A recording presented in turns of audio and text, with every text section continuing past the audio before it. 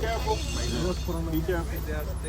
High school and college students participating in the AMP's Entrepreneurship Leadership Institute retreat in St. Thomas, leaving the classroom and heading out to the farms. They're learning firsthand the struggles farmers are having in the region and developing a business around solving it. This area is what we call St. Thomas' best kept secret. Yes, farming, you farm, you want to make money. But my main thing is to preserve the environment and to satisfy the customers. You know what's going to happen? The money is going to come. Once you satisfy your customer and you walk along with nature, nature will provide for you. That's my motto. I love that. You see what I'm saying? So what I was saying is the pond, during the drought we had, the pond went down significantly low. I had never seen it as low as it was. And we stopped using water from it because we didn't want to affect whatever marine life was in there.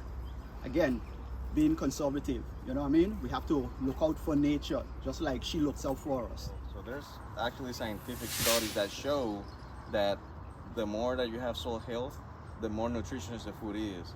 And you're gonna see new trends now and into the future of food as medicine. You gotta remember that all this food is being produced very well in different states, but on the transportation, there's a decrease in quality and decrease in nutrition because they're picking it green and it's maturing in the transportation.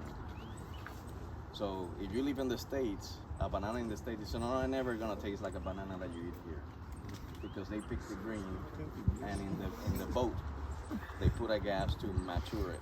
The healthier the soil, the healthier the food. So, and that's something that's getting not only into agriculture, but health, community health. So there's a huge space in there. The greatest threat across the U.S. Virgin Islands is food sustainability and conservation because 99% of its food is reportedly imported. The AMPS Institute is hoping to change that by generating interest in the field of agriculture and conservation through youth entrepreneurship. I get minimal help from time to time. I'm grateful for the help I get from time to time. We can't afford to pay for help, but in exchange for help, people get, certain commodities off the farm. So it works out. I also do poultry. The other farmer who I'm here sharing with, he does cattle. A lot of times when people hear of agriculture, they think on going and hard work, breaking back, digging and all that stuff. A lot of the stuff that we do up here, we had the machine come in and do some of the work. So most other work is easy. Maintaining is easy. It's just, it could be tedious, but it's very easy. You see what I'm saying? Right now, some of the things that need to be done, all the walkways, I have some cardboard boxes. What we do is we put cardboard boxes, we cut them to a size, put them down, and then we cover them with mahogany leaves or the dried grass. And that's to prevent the weed pressure. It keeps the weed back. Plus, the cardboard, any paper product, right? It attracts the earthworms. And if we're into agriculture, earthworms are very essential for producing that organic matter in the soil.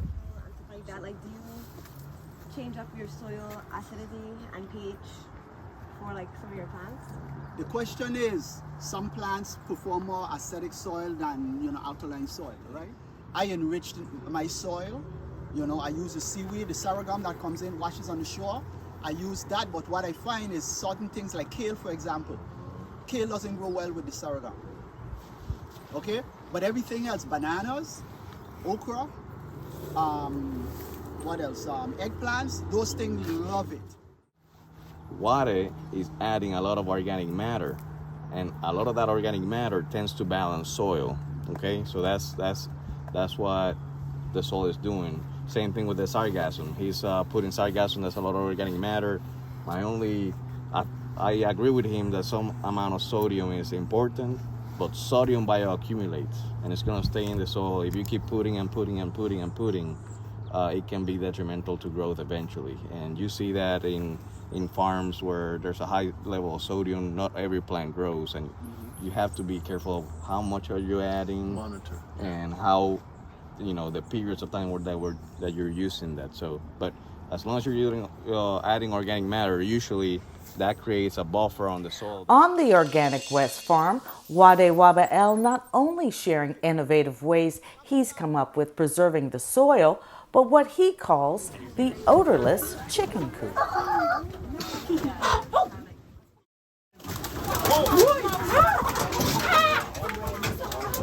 Out! Let's go. Out, out, out, out. So, wood chips. That carbon absorbs odor. I have a metal drum out there. I burn wood until it comes to coal. Out it, leave it sit for 2 days, crush it up, and I throw that in here. All of that absorbs odor. Now, once I done do about 5 cycles in here, when I take this out and I put this on the beds, what do we have? Compost. We have rich compost. I used to pay, when I started this, I used to pay like $18 for a bag of feed. That bag of feed is now $30 for a 50-pound bag. The bread, these are the bread that the company, they take back. So they sell a whole case for $1. So by using bread, it helps cut down on the amount of feed that you give them. So it actually saves your pocket. Wade is able to use bread because it still provides the ingredients that chickens would normally get in their feed.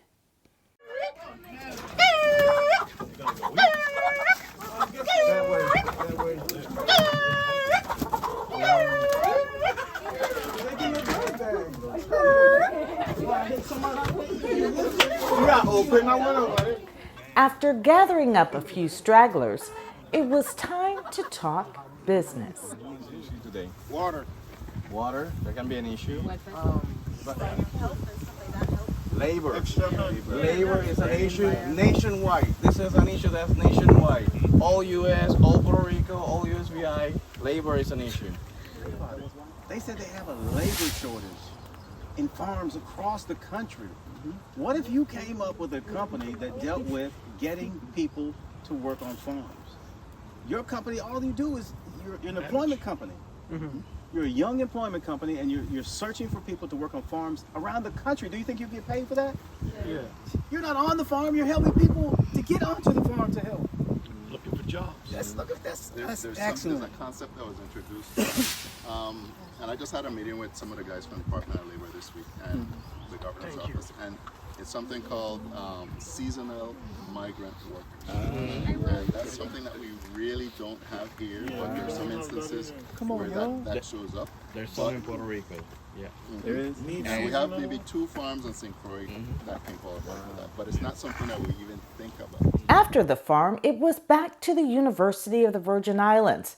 The School of Agriculture has been hosting the students by allowing them to use their classrooms and Wi-Fi for research as they build their business plans.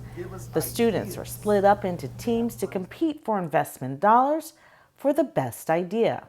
You'll hear what ideas they came up with in our next story and which team came out on top. Stay tuned.